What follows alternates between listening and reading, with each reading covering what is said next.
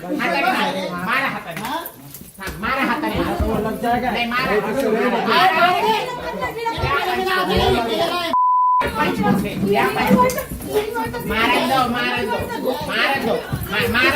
मारो मारो मेरे नाते को मारो मारो मेरे संते को मारो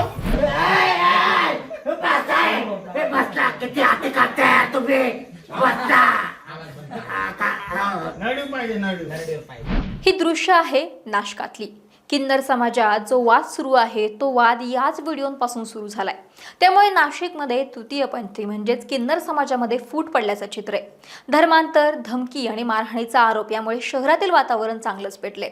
हा वाद किन्नर समुदायातील वेगवेगळ्या गटांमध्ये वर्चस्व, गुरु आज्ञा, वसुली, पैशांचा हिशोब या कारणांमुळेही पेटलाय। हा वाद इतका मोठा आहे की एकमेकांविरोधात पोलिसात तक्रारही दाखल करण्यात आली आहे। आता एकंदरीतच हे प्रकरण नेमकं काय आहे पाहूयात व्हिडिओच्या माध्यमातून। नमस्कार, मी अक्षता आणि तुम्ही पाहताय सकाळ।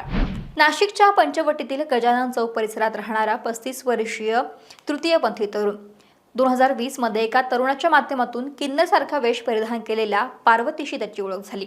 संबंधित व्यक्ती कलिकानगरमध्ये राहत असून घरी देवीचा दरबार भरवत ओळखीच्या माध्यमातून युवकाचे पार्वतीच्या घरी येणं जाणं सुरू झालं।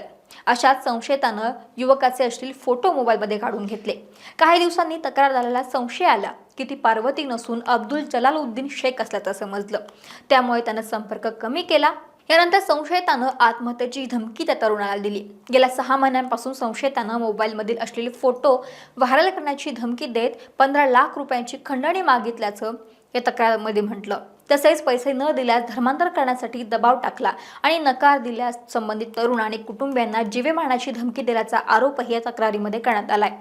तक्रारीनुसार सलमा गुरुची शिष्या अब्दुल शेख उर्फ पार्वती पाटील हिने धर्मांतर कर नाही तर 15 लाख रुपये दे अशी मागणी केल्यानं पंचवटी पोलीस स्टेशन येथे खंडणीचा आणि जीवे मारण्याचा गुन्हा दाखल करण्यात आलाय। या दोघींना अटक व्हावी यासाठीची मागणी करणारं निवेदनही देण्यात आले। या निवेदनाची प्रत मुख्यमंत्री आणि उपमुख्यमंत्री यांनाही पाठवण्यात आली आहे। जिल्हाधिकाऱ्यांना दिलेल्या निवेदनात नमूद केलं गेलं की सलमा गुरु आणि तिच्या साथीदारांनी पारंपरिक पद्धतीनं देवदेवतांची पूजा करायची नाही म्हणून धमकी देत धार्मिक भावना दुखावल्या। हिंदू किन्नर आखाड्यावरती ताबा मिळवण्याचा हा प्रयत्न असल्याचं निवेदनात म्हटलं गेलं। सलमा गुरु यांनी अपशब्द वापरल्याचं यात म्हटलं गेलं। याबाबत सिन्नर पोलीस स्टेशनमध्ये गुन्हा नोंदवण्यात आलेला आहे। हिंदू पूजा पद्धतीला विरोध म्हणजे संविधानाला विरोध असून त्यामुळे संविधानाने दिलेल्या मूलभूत अधिकार व तत्त्वे याचा अपमान करणाऱ्या आणि सार्वजनिक शांतता व सुरक्षा धोक्यात आणणाऱ्या समाजकंटकांना शिक्षा व्हावी असंही निवेदनामध्ये म्हटलं गेलं। यानंतर नाशिकमध्ये किन्नर आखाड्यामध्ये वेगवेगळे गट पडले। किन्नरांना मिळणाऱ्या धमक्या आणि त्यांचे बळजबरीनं होणारं धर्मांतरण रोखण्यासाठी आणि त्यांना न्याय मिळवून देण्यासाठी नाशिकमध्ये सकल हिंदू समाजाच्या वतीनं मोर्चाही काढण्यात आला। घारपुरे घाट ते जिल्हाधिकारी कार्यालयासह मोर्चा करण्यात आला। आमदार देवे आणि फरांदे यांच्यासह मोठ्या संख्येनं किन्नर तसेच सकल हिंदू बांधव या मोर्चामध्ये सहभागी देखील झाला। मात्र यानंतर ज्या सलमान नायक यांच्यावरती धर्मांतराचे आरोप झाले होते त्यांनीही थेट पोलीस आयुक्तालय गाठलं। किन्नर जिहादचे आरोप करणाऱ्यांवरती कारवाई करण्यासंदर्भात निवेदन देण्यात आलं। धर्मांतराचे आरोप करून समाजात तेढ आणि खोट्या आरोप लावणाऱ्यांवरती कारवाईची मागणी यावेळी करण्यात आली। त्यामुळे आता नाशिकमधलं वातावरण चांगलंच ढवळून निघले। आता या प्रकरणामध्ये पुढे काय होतंय हे पाहावं लागेल। महाराष्ट्रातील सर्व बातम्यांचे विश्वासार्ह व्यासपीठ